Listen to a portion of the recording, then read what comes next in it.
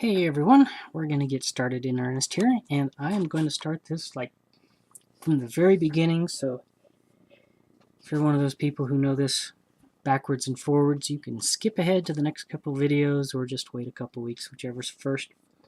Anyway, his name's not Sebeki, I've learned since then. So he is a Master of Words from the Sebeki race or whatever. Anyway, we're going to just jump right in. And first thing we're going to do, and I do have this on autofocus, so if you hear my voice wandering, it's because I'm looking to see if they're actually recording right. So we have, new piece of foam, which you can see I use for holding minis while I paint. At least I think that showed up. No, it did not. There it is. There's a Star Wars man. Star Wars. Oh, I'm going to get so many comments on that one. Star Trek. I just use the foam to hold minis while I'm painting them, occasionally. So we've got the main body, the base, which we'll throw off to the side because we won't need it for now. And I keep the little tray sometimes to put all the pieces in. And first thing we're going to do is, well, let's do the first thing. Got a pair of side cutters, wire cutters, whatever you want to call them. And snip these puppies off.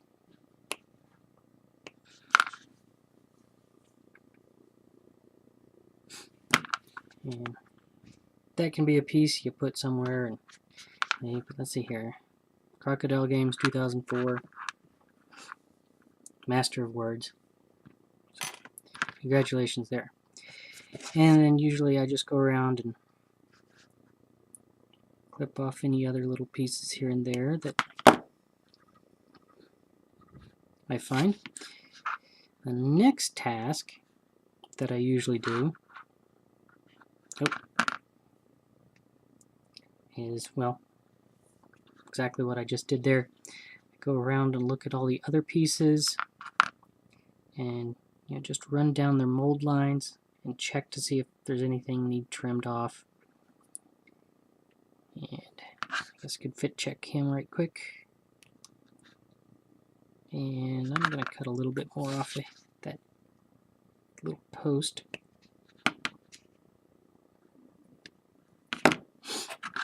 There we go.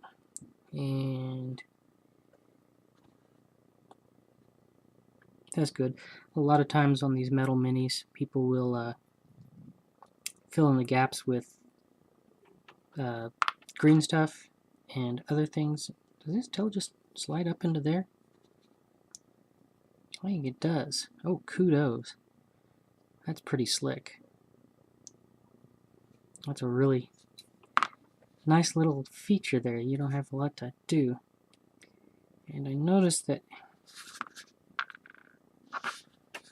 hold it up so you can look at it, his scepter here is attached to his belt loop, or the thing right there, papyrus, and it looks like we'll have to file that down, and that'll be an easy job. Actually, I'm going to use, this one's a round file, and just go straight in.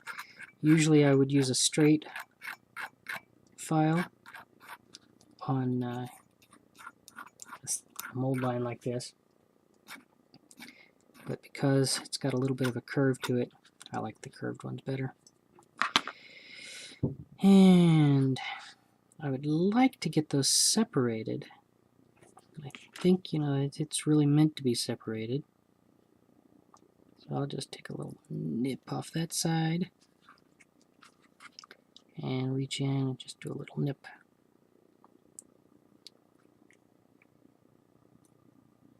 Right there. So now I've got this, and you can see it's bent like that. I would really like that straight.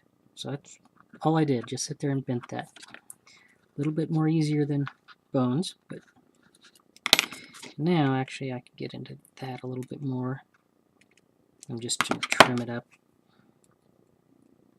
And I do have a collection of other files, but I don't think any of those would work right now.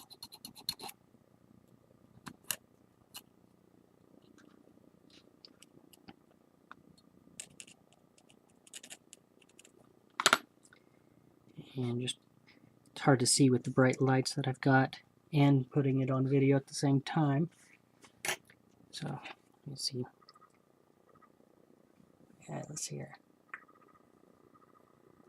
Focus on my fingernail, maybe. Get that, but anyway, all separated in a little bit different location now. And I really don't see a lot of mold lines that I have to clean off here.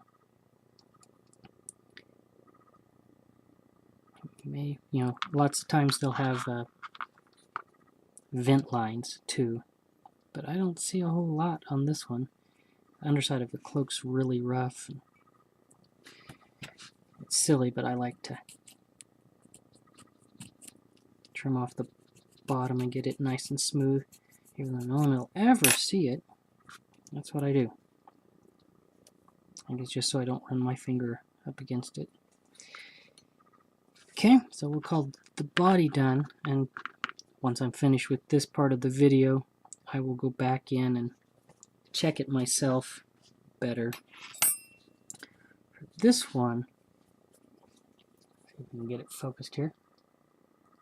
The little spines on the top of his little head are filled with a bit of material. That's just where the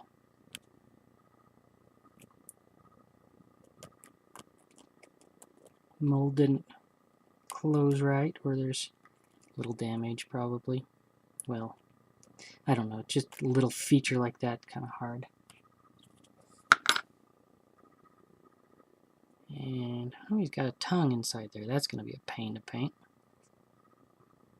But just checking here, you can see that there's a little notch. It's right on this right-hand side here. I don't know if that's meant to be there or it just flashed. I think it's flashed too. Let me make sure I'm not cutting off something delicate. Yeah, it was just a little piece. I probably filed it backwards. While we're here, we might as well get that little point off where we cut the neck off, or the pin. So, looking at mold lines, I really don't see a lot on this one that I would have to file down. If I were to smooth all that, I think I'd lose some detail, so I'm going to call that one done. And fun knowing that that's going to be inside the cape. And I'm just going to probably shake the camera all over the place, but just smooth up it so it can fit in. And I'm thinking,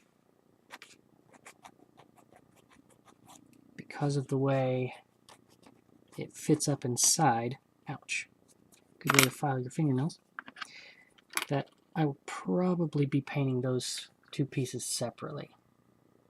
Paint his tail and then just slide it in and glue it, lit up super glue. You won't see anything, but I think it'll be easier to paint that way. So I'm done with the basic prep work. And let me stand up and get something. My next step that I like to do on these metals is hit them with a Dremel with a little brass wheel brush here. And it's not coming into focus, is it? Come on, there we go. And I just turn it on and just brush it all over, make it nice and shiny. I'm not going to do that on video because it would be loud and it throws little wires out. I usually do this outside on the porch. So that's what I will probably do. So there's where we are. So see you in a little bit. Alright, we're back. And what I've done is I've finished dremeling. And I've also gone and washed this. Old toothbrush, some dish soap, let it dry. And I will next prime it. And I had a really interesting idea, and I usually have to follow through with this. I was thinking, how to paint the crocodile, or actually I think it's an alligator. Small snout, I think that's an alligator. Anyway, Crocodile Games. Whether it's yeah, it's an alligator, I know that for sure. But anyway, I was trying to think of a interesting way to paint it, and I came up with Crocostimpy. You youngins might not know that, or it may just be in the back of your head. A Ren and Stimpy show. So, he may be a red and tan alligator with a blue nose. Anyway, we'll see. I'm going to prime it next. Oh, that's what I was going to talk about. How to prime it. This one, I think, is I'm going to put in a pin vise and grab his head, paint it that way, and prime it as well. And then the tail, I think I'll use just my little regular blocks and some blue tack to hold it down. That'll be lightweight. For him, the body, that's really heavy, and normally I would just glue it on, put it on some blue tack, but for bones that works really well, but for this metal mini that doesn't work very well, so I may put them in a clamp and paint them that way. Anyway, I just wanted to show you this next step just before I mount it and prime it. Okay, just for fun, I'll show you what I did. I tried to do some blue tack on the tail, but it did not work. So I reverted to just super glue on here.